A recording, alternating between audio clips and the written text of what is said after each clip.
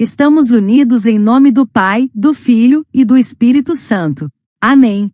Terça-feira, 3 de março de 2026. Segunda semana da Quaresma. Primeira leitura. Leitura do livro do profeta Isaías 10.16-20. Ouvi a palavra do Senhor, magistrados de Sodoma, prestai ouvidos ao ensinamento do nosso Deus, povo de Gomorra. Lavez-vous, purifiquez-vous. Tirai a maldade de vossas ações de minha frente. Deixai de fazer o mal. Aprendei a fazer o bem. Procurai o direito, corrigi o opressor. Julgai a causa do órfão, defendei a viúva. Vinde e debatamos, diz o Senhor. Ainda que vossos pecados sejam como púrpura, tornar-se-ão brancos como a neve. Se forem vermelhos como carmesim, tornar-se-ão como lã. Se consentires em obedecer, comereis as coisas boas da terra. Mas se recusardes e vos rebelardes, pela espada sereis devorados, porque a boca do Senhor falou. Palavra do Senhor. Graças a Deus. Salmo 49. A todos que procedem retamente, eu mostrarei a salvação que vem de Deus. Eu não venho censurar teus sacrifícios, pois sempre estão perante mim teus holocaustos. Não preciso dos novilhos de tua casa nem dos carneiros que estão nos teus rebanhos. Como ousas repetir os meus preceitos e trazer minha aliança em tua boca? Tu que odiaste minhas leis e meus conselhos e deixas costas às palavras dos meus lábios.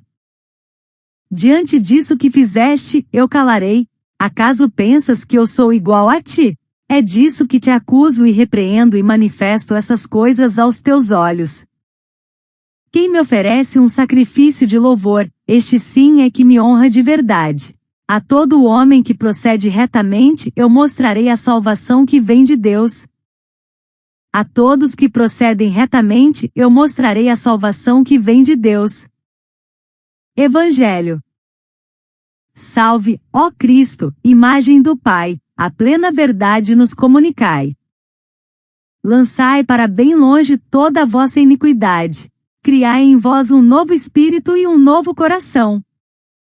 Proclamação do Evangelho de Jesus Cristo, segundo Mateus 23, 1-12. Glória a vós, Senhor. Naquele tempo, Jesus falou às multidões e a seus discípulos e lhes disse: os mestres da lei e os fariseus têm autoridade para interpretar a lei de Moisés. Por isso deveis fazer e observar tudo o que eles dizem. Mas não imiteis suas ações, pois eles falam e não praticam. Amarram pesados fardos e os colocam nos ombros dos outros, mas eles mesmos não estão dispostos a movê-los, nem sequer com um dedo.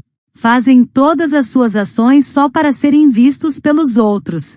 Eles usam faixas largas com trechos da Escritura na testa e nos braços, e põem na roupa longas franjas. Gostam de lugar de honra nos banquetes e dos primeiros lugares nas sinagogas. Gostam de ser cumprimentados nas praças públicas e de serem chamados de mestre.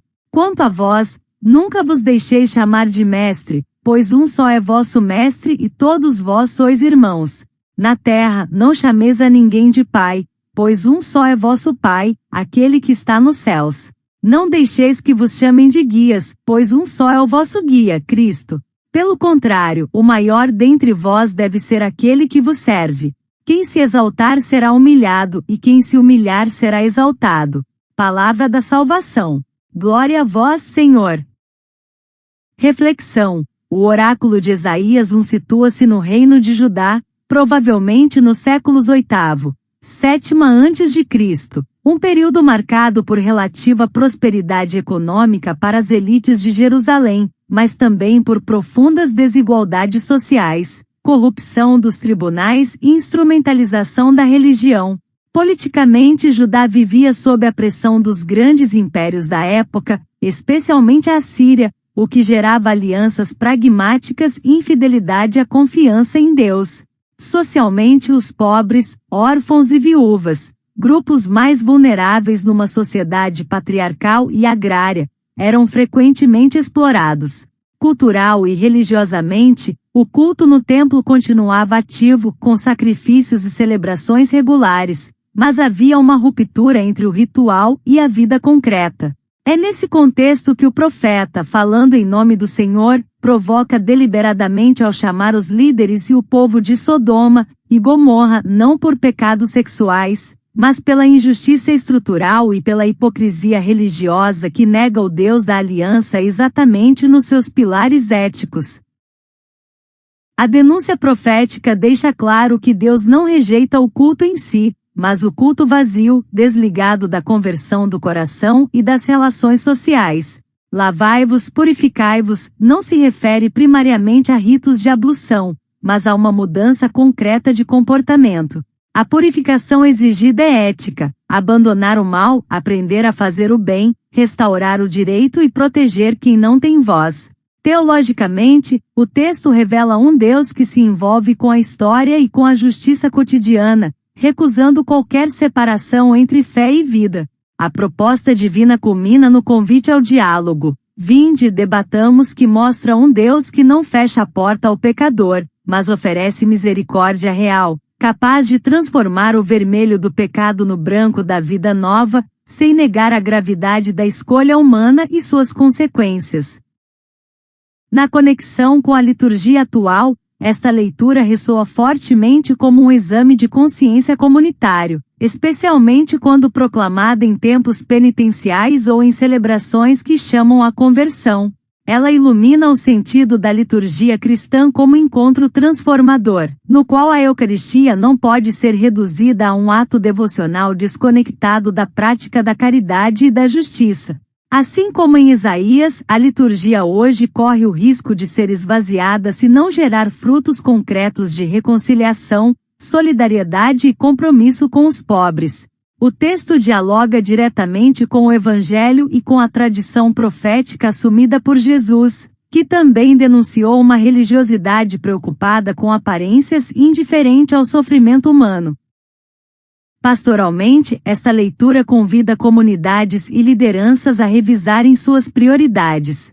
A aplicação prática passa por uma catequese que integre fé e vida, por ações pastorais que não se limitem ao espaço do templo, e por uma espiritualidade que forme consciências sensíveis à injustiça. O cuidado com órfãos e viúvas hoje se traduz no compromisso com crianças vulneráveis, idosos abandonados, migrantes refugiados, desempregados e vítimas de toda forma de exclusão.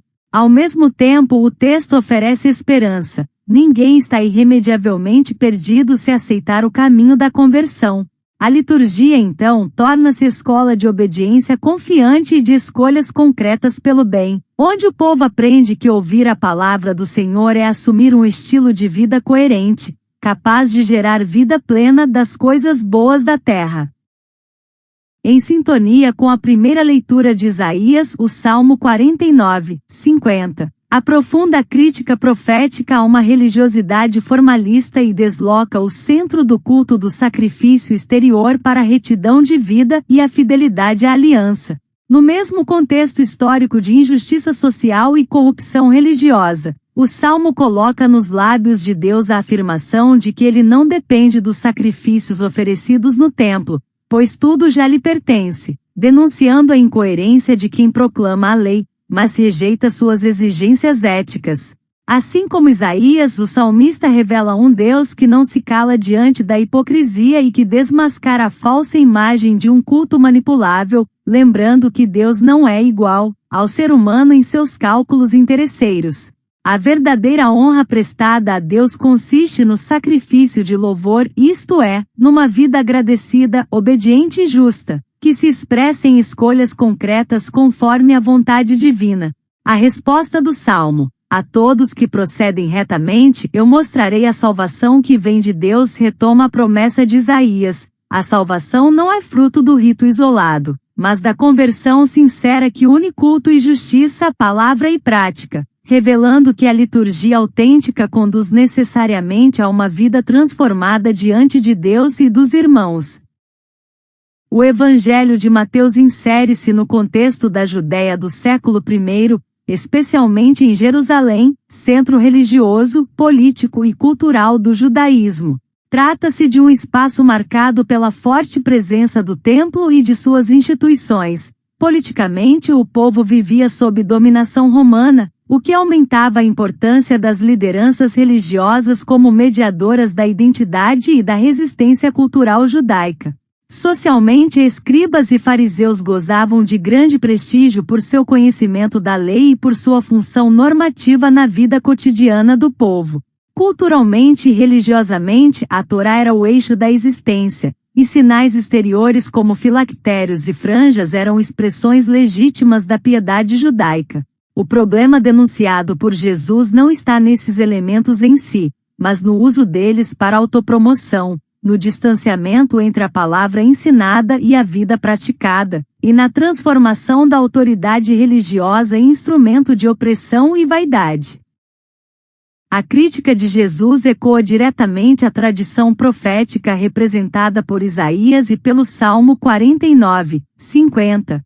Assim como o profeta denuncia líderes que mantêm o culto enquanto negligenciam a justiça, Jesus reconhece a autoridade dos mestres da lei, mas desvela sua incoerência. Falam e não praticam. Trata-se da mesma ruptura entre fé e vida, culto e ética, que Isaías chama de maldade das ações, e que o Salmo identifica como falsa confiança nos sacrifícios. Os fardos pesados impostos pelos fariseus refletem uma prática religiosa legalista que ignora o sofrimento humano, diferente do Deus bíblico que se revela defensor do órfão e da viúva. Teologicamente, o Evangelho reafirma que a verdadeira autoridade nasce da coerência e do serviço, não da posição social ou do reconhecimento público. Na conexão com a liturgia atual, este Evangelho aprofunda o chamado à conversão apresentado na primeira leitura e no Salmo. A liturgia cristã proclama que Cristo é o único mestre, pai e guia, deslocando qualquer tentação de absolutizar lideranças humanas. Ao reunir palavra e Eucaristia, a Igreja é lembrada de que não basta ensinar corretamente ou celebrar dignamente, é necessário testemunhar com a vida aquilo que se proclama. A resposta do Salmo: a todos que procedem retamente eu mostrarei a salvação que vem de Deus, encontra aqui sua concretização no ensinamento de Jesus de que a grandeza se mede pelo serviço. A liturgia então torna-se escola de humildade, onde todos, ministros ordenados e leigos, são chamados a reconhecer-se irmãos, igualmente dependentes da graça. Este texto provoca um sério exame de consciência para a Igreja e suas lideranças. A aplicação prática passa por uma revisão das formas de exercício da autoridade, da linguagem pastoral e das exigências feitas aos fiéis. O Evangelho denuncia qualquer espiritualidade que imponha peso sem oferecer acompanhamento, misericórdia e exemplo. Ser o maior, como servidor, implica proximidade com o povo, escuta, coerência de vida e simplicidade. Em continuidade com Isaías e o Salmo, Jesus reafirma que Deus não se deixa enganar por aparências religiosas. Ele exalta os humildes e humilha os que se exaltam a si mesmos. Assim, a comunidade cristã é chamada a viver uma fé encarnada, onde o serviço se torna o verdadeiro culto, a humildade a marca dos discípulos, e a salvação prometida se manifesta já no testemunho concreto de uma igreja que aprende, diariamente, a fazer o bem e a agir com justiça. Irmãos e irmãs, à luz das 3 leituras, a palavra deste dia nos conduz a um único apelo. A fé verdadeira se reconhece pela coerência entre o que celebramos, o que professamos e o modo como vivemos. Isaías recorda que Deus não se deixa seduzir por práticas religiosas desconectadas da justiça. O Salmo confirma que a salvação se revela no caminho reto e no louvor que brota de uma vida fiel. E Jesus, no Evangelho, desloca definitivamente o centro da religião do prestígio para o serviço humilde. Juntas, essas vozes nos chamam a abandonar toda forma de religiosidade autorreferencial e a permitir que a palavra nos converta por dentro, gerando relações mais fraternas, autoridades mais servas e comunidades mais transparentes. Celebrar esta liturgia é aceitar o convite de Deus a debater com Ele a própria vida, deixando que o coração seja purificado não por ritos vazios, mas por escolhas concretas de amor, justiça e humildade, pois é nesse caminho, simples, exigente e libertador, que o Senhor nos mostra a sua salvação. Oremos, Senhor, Deus da aliança que nos chamais a dialogar convosco no coração da história, lavai-nos por dentro e purificai nossos caminhos, para que nossa fé não seja apenas palavra nos lábios ou gesto exterior nas mãos. Retirai de nós toda duplicidade, toda aparência vazia e ensinai-nos a escutar vossa voz que clama por justiça, bondade e verdade. Que o vermelho de nossas incoerências seja transformado pela vossa misericórdia no branco da vida renovada, e que aprendamos, dia após dia, a escolher o bem como resposta ao vosso amor. Não desejais, Senhor, sacrifícios que não se convertam em louvor vivido, nem ritos que não se prolonguem em retidão. Livrai-nos da ilusão de vos honrar enquanto ignoramos vossa palavra no cotidiano, e dai-nos um coração atento, capaz de reconhecer-vos não apenas no altar, mas no rosto dos irmãos mais frágeis. Que nossa oração seja verdadeira quando brotar de uma existência oferecida, e que nosso louvor vos agrade na medida em que caminhemos segundo a vossa vontade. Jesus, único mestre e guia de nossas vidas, guardai-nos da tentação do prestígio, do poder e da vaidade religiosa. Conduzi-nos pelo caminho da humildade que liberta, onde a grandeza se revela no serviço silencioso e fiel. Formai em nós um espírito fraterno, que não busca títulos, mas relações, não impõe fardos, mas caminha junto. Que vivendo como irmãos e irmãs, aprendamos convosco a unir fé e vida, culto e compromisso, até o dia em que vossa salvação se manifeste plenamente naqueles que procedem retamente e confiam em vós. Ave Maria, cheia de graça, o Senhor é convosco, bendita sois vós entre as mulheres, bendito é o fruto do vosso ventre, Jesus. Santa Maria, Mãe de Deus, rogai por nós, pecadores, agora e na hora da nossa morte. Amém. Louvado seja nosso Senhor Jesus Cristo. Para sempre seja louvado. Continuamos unidos em nome do Pai, do Filho e do Espírito Santo. Amém.